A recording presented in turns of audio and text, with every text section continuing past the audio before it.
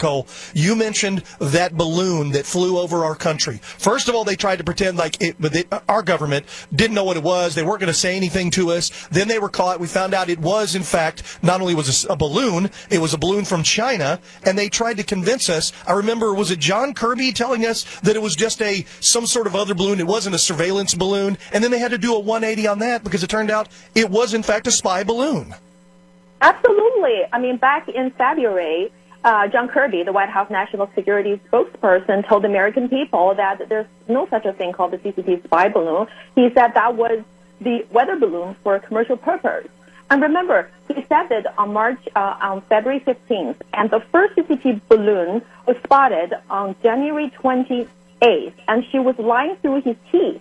And then, because of the media report and because the people raising up their concerns, finally he admitted this was the CCP spy balloon. And then Secretary Blinken canceled the trip, and now Biden said in the G7 summit press conference that he would like to have a thaw in a frosty relationship between the Biden administration and the party of Xi Jinping in Communist China.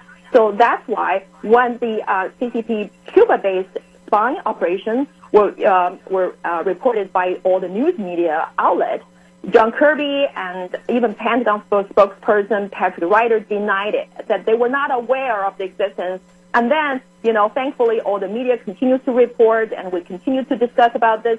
And then, so they finally admitted this was a CCP spying facility targeting the U.S.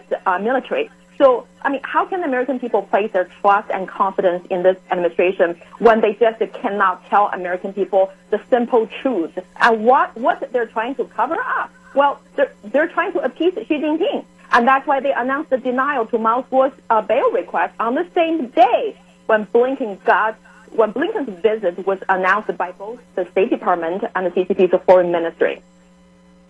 It's interesting because you're right. That spy balloon flew over our entire country and they lied to us. They allowed it to fly not only over the entire coast to coast of our country, but it flew over our military sites and it collected and gathered in real time an enormous amount of data, which it transmitted back in real time to the CCP in China. And then they waited and then shot it down over the coast of South Carolina, which they claimed to do this was over because they didn't want it to hurt anyone.